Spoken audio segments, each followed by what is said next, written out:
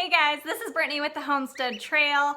We have hatched out a couple of goslings today, and one of them has 2 splayed legs. So this is not our first time dealing with this in goslings, and we have one that is normal. So we're gonna show you how different they look and how we treat it and get this corrected so that he's able to walk around. Okay, so we just pulled these guys out of the incubator. And this little guy you're seeing here, he just hatched a few hours ago, but he is all fluffed up, so he's ready to go. He is kind of struggling to get around. He's a little clumsy, but he is not splay-legged. You can see he's keeping both of his legs underneath him. They're not sticking out, and he's kind of fighting with those Orpingtons here, but yeah, he's actually supporting himself with his legs. So he is just a new gosling. This is normal. He just needs to gain his strength and, practice a little bit, and he will be able to walk normally. This guy that I've got is the one with the splayed legs. So we're going to put him in, and I'm going to show you the difference in how he walks. So as you can see, he is not putting any pressure on his legs at all. He's still resting on his belly and just kind of scooting around with his legs on either side of him. So you can see the difference between the two. This guy, he looks way bigger, but he actually hatched early this morning, so he's only probably 6 hours older than the other one. So yeah, that's what splayed leg looks like in a gosling. And I know we were new to goslings. These are only our 5th ones that we've hatched. And so our first one that we had, he had splayed legs too, and we weren't sure if that's just how they hatch and they get better as they get older. So we waited a day before we treated the first one, which was okay. He still ended up being able to be treated. That was still soon enough, but I think for new gosling owners, it's hard to know what's normal or not because you read up on them and they say that goslings take a while before they're really steady on their feet. So just wanted to show you a comparison of what is normal and what is not. All right, so now we are going to go ahead and treat the guy with the splayed legs. Okay, I got everybody out into the brooder, and we're gonna go ahead and wrap this guy's legs. And what I like to use for this is just 2 regular adult-sized bandages. I like the cloth style as opposed to like the plasticky. I just feel like they stick a little bit better, but that's personal preference. And this is easier with 2 people, but it can be done with just 1. So as you can see, it's like the 2.5-inch long ones. And I like to use 2. Some people use 1. Hi, baby. Okay. So we'll go ahead and unwrap that.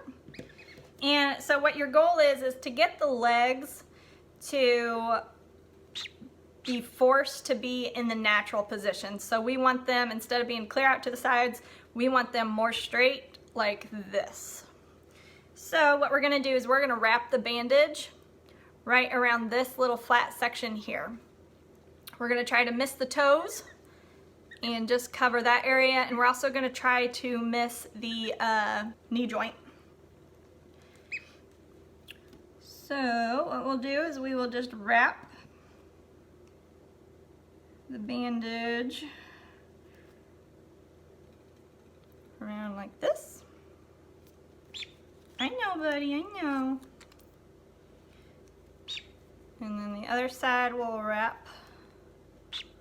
I know. And you kind of have to space it out to what looks normal for the gosling.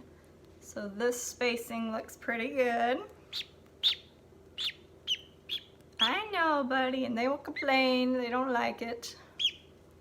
Okay, so that's what we've got right here. And then what I like to do is I like to take another Band-Aid and wrap it around again, but facing the opposite direction, because you see how we have this adhesive, his down is gonna get stuck to that. And also putting 2 makes it less likely that he is going to pull it off. Okay, guy. There you go. As you can see, he's already actually standing better. He's actually putting weight on his legs now that he is able to get his legs where they need to be. That's better, isn't it? Good job. So as you can see, it doesn't take very long at all for them to get the hang of it. Okay, so we're just going to slap this other bandage on to where the cotton pads are facing. Whoop. Stick it to yourself. The cotton pads are facing each other. And then we're gonna wrap it around the legs, the exact same, but just in the opposite direction. You're okay, buddy. Okay, and then I'm just gonna kind of smush it so they stick to each other. And so now, as you can see, there is no adhesive sticking on, or visible on either side. And it'll take him a minute to figure it out. He'll flop around a lot. So there you go. How's that, buddy? And don't get too worried about it being perfect, guys. It's all right. It doesn't have to be exact. So don't worry if you feel like you're messing it up, because this is only gonna stay on him for about a day, and you're gonna be able to take it off and he will walk totally normally at that point. That's at least all the longer that we've had to leave him on, the other 2 times where we've had to do it. Good job. All right, let's go ahead and put him out in the brooder so he can warm up and get some food and some water. So we're gonna set him in here. I usually try to set them to where their feet are underneath them, but he'll probably flop around like that for a little bit. That's totally normal. He'll get the hang of it.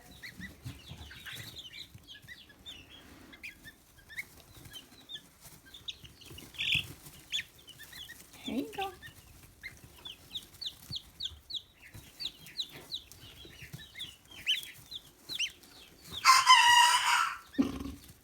My death layers are crowing. Okay. So we'll let him sit there and let him rest for a little bit.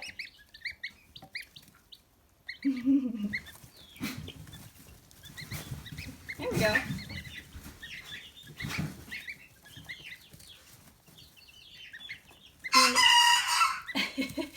And he will flop around. He'll kick him out behind him, and that's totally fine.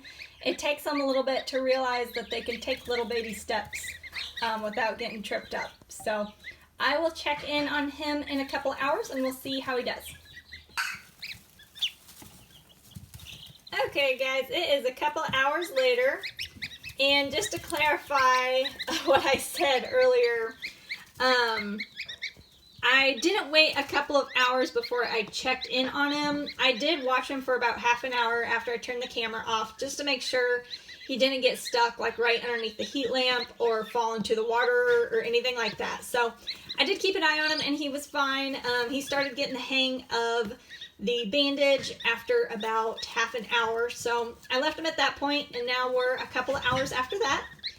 And as you can see, he is able to stand up and take a couple of steps, but we're still working on it.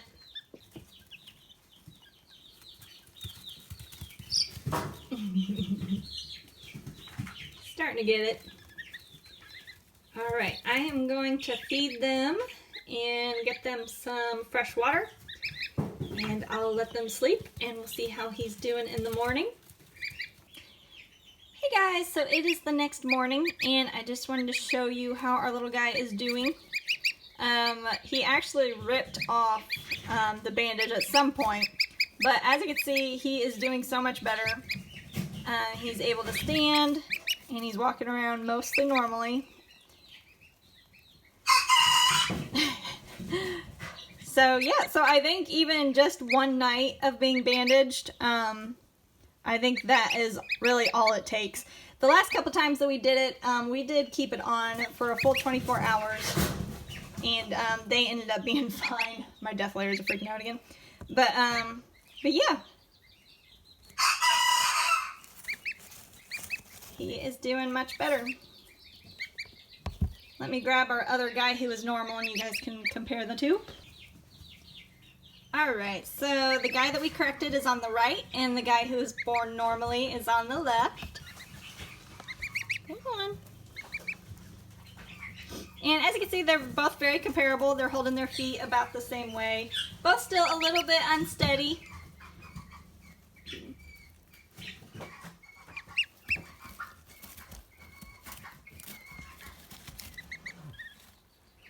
Come on, can you walk? There you go. Yep, so they're both about on par. He's holding his feet a good distance apart, so I think he is good. And as far as the cause of splayed legs, I believe there's several different things that could cause it, but what I believe is causing ours is most likely the humidity was too high during incubation. I was doing weekly hatches in a cabinet style, and I was bumping up the humidity during lockdown because I thought that was necessary, and I've since found out that it is not necessary for at least my particular incubator. So we've been keeping it at 45% the entire incubation period now, and I've noticed that it is helping. I've got, I think, one more batch of eggs that was exposed to the higher humidity, and then after that everyone should be only at 45%. So I anticipate that the next couple batches will be a lot better. There shouldn't be so many splayed legs, but we will see if it continues to keep happening. We'll probably look into maybe it's a genetic component contributing, but either way, it's not a super big deal. It's not difficult to correct at all. Yeah, so that is how we have treated our goslings with splayed legs. It's worked well for us every time. I think the main considerations are you want to do it as quickly as possible after hatch. Definitely within the first 48. I would say the first 24 is probably best. And apparently you only have to leave it on overnight, and that will be sufficient. We did leave it on for 24 hours for one, and that worked out well as well. So don't worry about getting it perfect, so long as it's not wrapped around their legs too tightly and it mostly holds their legs in where they're supposed to be, close enough. That's really all that it takes. It does not have to be perfect, so don't stress out about that. And it's going to be on their legs for such a short period of time that it'll be okay if it's not perfect. So yeah, if you have any questions, feel free to leave them down in the comments. Thank you so much for watching, and we'll see you in the next video. Bye!